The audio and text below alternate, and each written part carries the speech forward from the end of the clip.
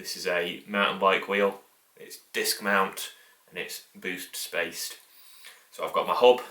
I'll just run through some of the terminology I'll use during this video, just so I don't lose anyone. So we've got the hub itself, we've got disc side, non-disc side. We've got the flanges, which are the two bits there, and then the flange holes, or spoke holes, running around the rim, the flange. This is a 32 hole hub. You need to make sure that the rim you get is also the same number of holes as your hub, otherwise it's not going to work. This is the rim that I'll be using. So this is a double walled rim, and it doesn't have any eyelets. So the eyelets would go in the spoke holes on the rim. It adds a little bit of strength, but it costs a bit of weight. Now, one of the things which I've worked out is, you can see with it being a double wall, maybe able to see anyway, there is a void between the inner wall and the outer wall. So if you're not careful, you could drop one of your nipples down between that void and it can rattle around. It's quite difficult to get out. So what I'll be using is some double butted spokes. Now, double butted means that they're slightly thicker at each end and thinner in the middle. What this allows is a bit of elasticity and a bit of flex in the wheel. Along with the spokes, I've got the nipples, which I've stored in a little bowl, just to make it a bit easier to carry. Now what I've got is a little tool. It's a little bamboo skewer. Cocktail stick could work, or if you've got a spare spoke, if you widen, you hammer one of the ends, that works quite well as well. But what this is going to be used for is, you can insert that into the back of the nipple and it will grip it, and that prevents the nipple falling off and going into your rim where you don't want it. I've also got a spoke key. This is used afterwards to try and help tighten up the nipples. Another useful tool is just off camera. It is some form of electric screwdriver. So I've got an electric drill there, which is quite useful to wind the nipples onto the spokes. So to start off, what you want to do is lay out your rim so that the valve hole is opposite you. So I've got my valve hole there. Take hold of the hub. So with all hubs, you want the disc side, mountain bike hubs, you want the disc side facing down. With a rear hub, it's exactly the same process. You've got the free hub body up top. What you want to do is make everything look quite presentable. So you want the logo of your hub lining up with the valve hole of your rim. It's a bit of a trick I learned from working a bike shop where I built a lot of wheels. It's quite a good way to make everything look presentable. So I've got my spokes all in one bundle. I've been quite fortunate with this build that the spoke length on both sides are the same. I think this is partially down to the boost spacing. It's ended up working quite well in my favour. So I've just got the one bundle of spokes. If your calculator, your wheel build calculator tells you that you need two different length spokes, it's quite useful to have them on different sides of your body so that you don't mix up the spokes. The last thing you want to do is build your wheel up and get to the tensioning phase and realise that you've put the wrong spokes in the wrong side and you can't get it central on the hub.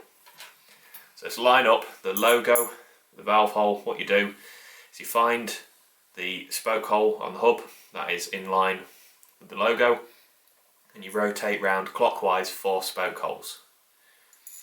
Drop your spoke down, and then this goes into the first hole on the rim clockwise of the valve hole.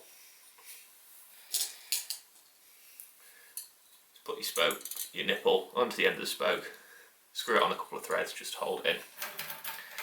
And all we do is we always work clockwise when building a wheel. So on the hub, miss a spoke hole, drop it in, miss 3 on the rim, then go into the 4th.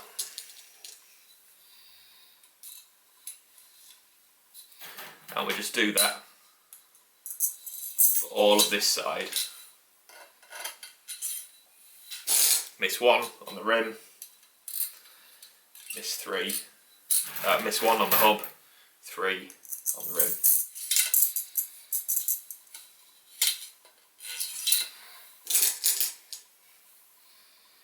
Now this first set, quite easy, you've got quite a lot of flexibility in the rim. You can move the hub around the centre.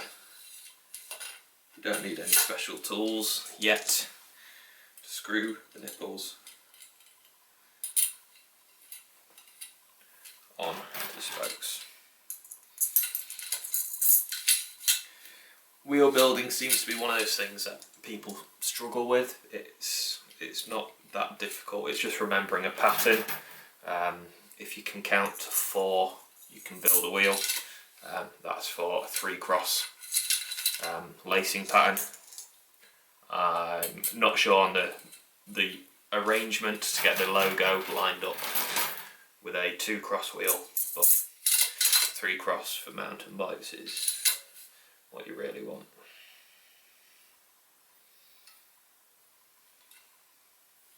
So that's all the first set up. And now what I need to just quickly do is tell you a little bit about what the next stage is.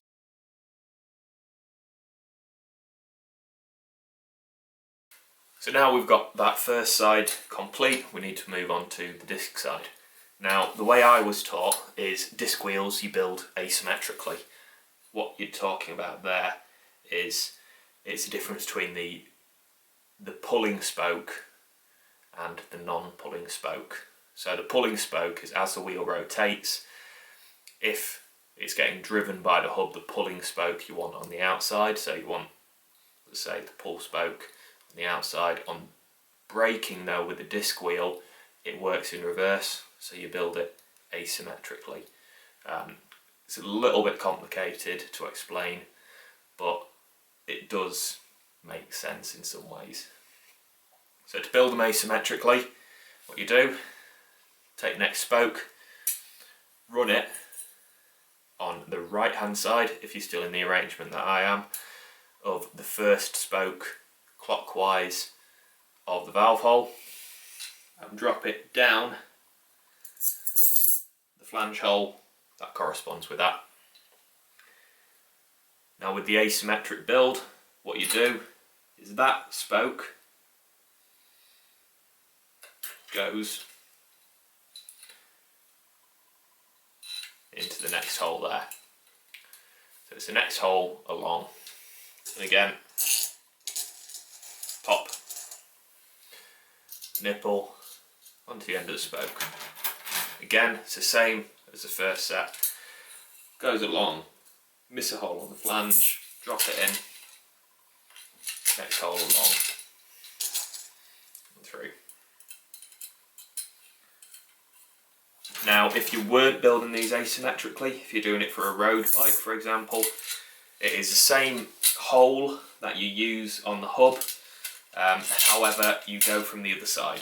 You turn the wheel over and you go from the outside, drop it down through, but you'd use the same hole on the flange of the hub and you'd use the same hole on the rim. Just the joy of disc wheels, that you get this little bit of complication and an asymmetric build.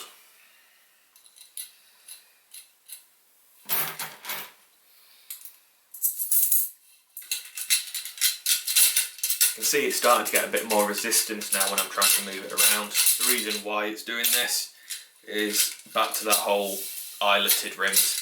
So when you've got eyeletted rims, they're a lot smoother, so you're less likely to get snagging on your spokes on your rim. Eyeletted rims are a little bit stronger, but they're a bit more expensive as well. They seem to have gone out of fashion with most road bikes, though, and mountain bikes. The main time that I was building wheels with eyeletted rims were touring bikes, which are, I guess the nearest equivalent to them in modern time would be gravel bikes or adventure bikes.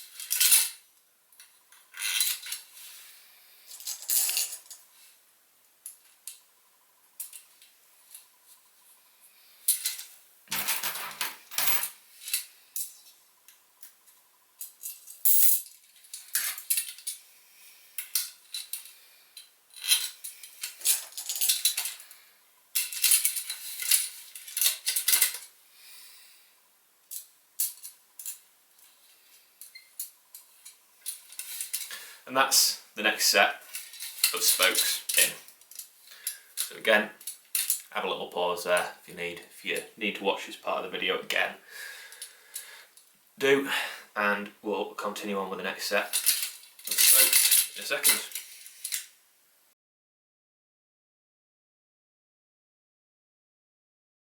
Okay, now we've got both sides in for the first time. What we're going to do is put in the twist so that we can get the number of crosses in correct. Because we're building this asymmetrically, what we're going to do is flip it over for the first time. And now we've been working clockwise all the time for now. What we're going to do now is work anti-clockwise. So flip the wheel. And now, as I say, now we're disc side up, everything needs to work anti-clockwise. So what we first need to do is rotate the hub, anti-clockwise until it can't go anymore. Might just give it a little bit of a shake, make sure all the spokes are in the right place. Now, what we need to do is, from the valve hole, work anti-clockwise. And we've got those two spokes, and then we've got two holes. Now what we're going to do is we're going to miss that next hole, and we're going to go into the second hole. So what we're going to end up with is we've got non-disc, disc, non-disc, disc when we get around to it. So drop your spoke so that you'd cross 3. And what we're going to do is bring the spoke, you have to bend it slightly so that you go underneath the first two and over the third one. So we're under, over. Get it roughly lined up. Sometimes it's easy to bring the wheel vertical. This is where the bamboo skewer comes into its own. Thread your spoke nipple onto the end of it. Locate it through the rim hole and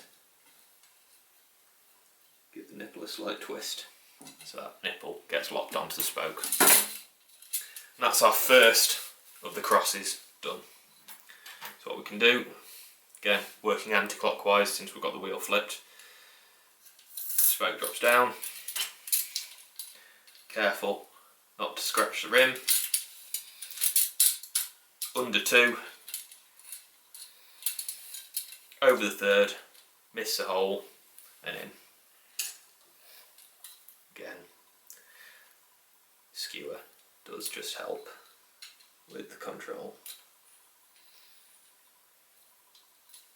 Make sure the nipple is secure. You don't want that nipple being lost inside the rim. It's quite difficult to remove. If you do lose a nipple inside the rim, the easiest place to get it out is the valve hole. It's a larger hole on the rim.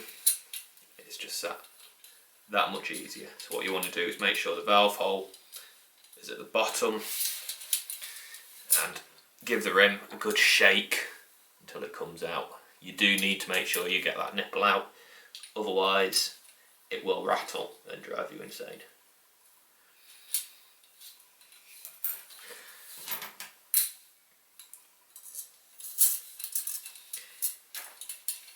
As I say, this is based on an asymmetric wheel build.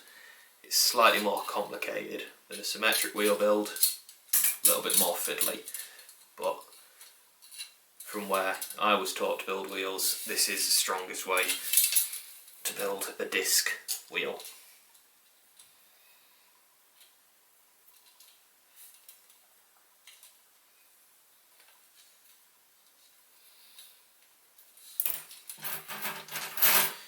As you can see, it's a little bit time consuming, a little bit fiddly, but it's not complicated.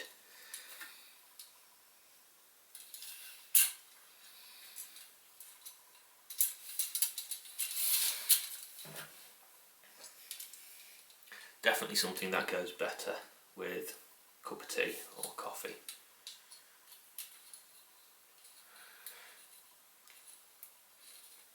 Big thing to remember with building a wheel though, is if something starts to go wrong, stop, look back and go back a stage if you need to. So don't try and work out how to fix it. Just go undo whatever you've done, whether it be your first set of spokes, your second set, your third set, which I'm currently on, or when we get around to the fourth set. Just completely undo whichever set of spokes you've just put in and try it again. It's a much easier way, and it'll actually be faster in the long run. Just restart.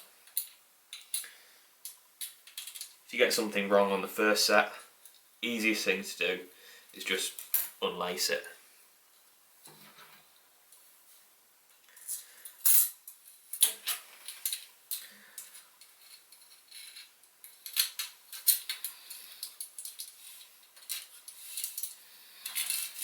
So we're almost there on this third set of spokes. Now, luckily, the fourth set is easier to put in than this third set. This third set of spokes is the most difficult to put in on an asymmetric build, just because you've got to weave the spoke in and out of what you've already done. Just remember though, the spokes are steel, stainless steel. I think you can get aluminium ones, but I much prefer stainless steel spokes. Get them in a variety of colours. They are designed to flex.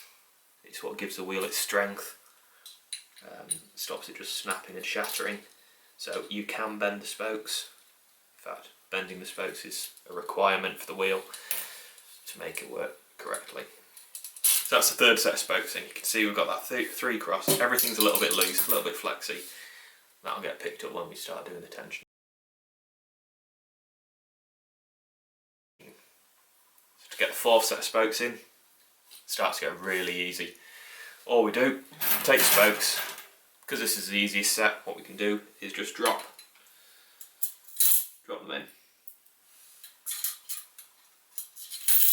Speed up the whole process.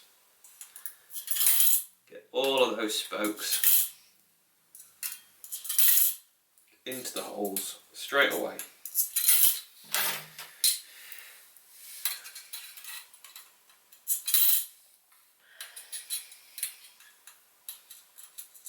And that's them all in. Now I've got some spare spokes left. It's always useful to have a couple of spare spokes. This is a wheel set.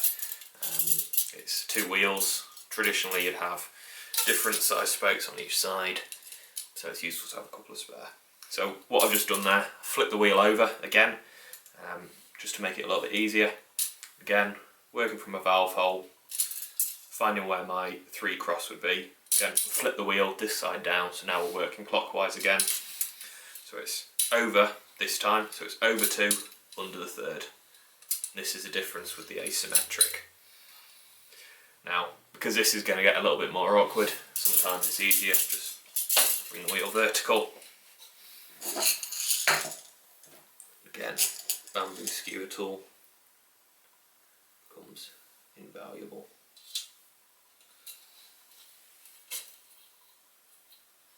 You can drop it in, put a bit of pressure on, spin the skewer, that should just get it on. So just like we were doing on the third set, over 2, under the 3rd. Again, being careful not to scratch your rim or drop your nipples.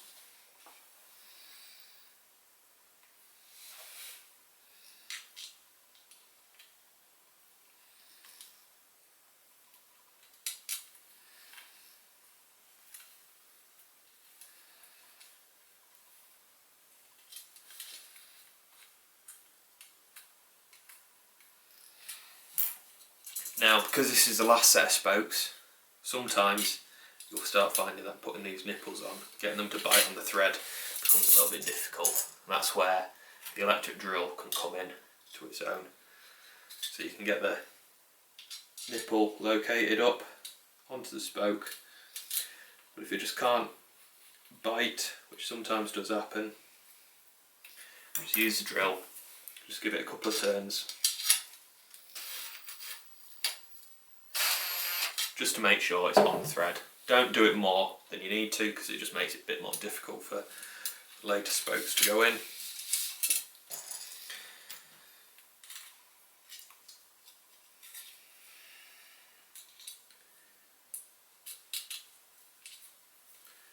It's a nice quick process.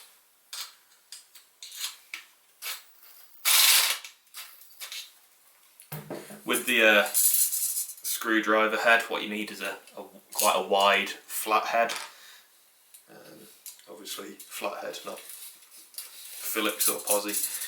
And that just fits into the slot on the end of the nipple.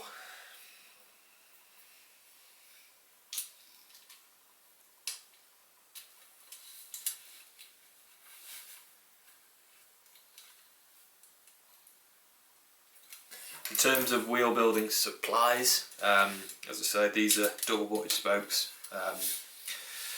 You can get plain gauge. They're a little bit heavier, a little bit more durable, if you want to call it that.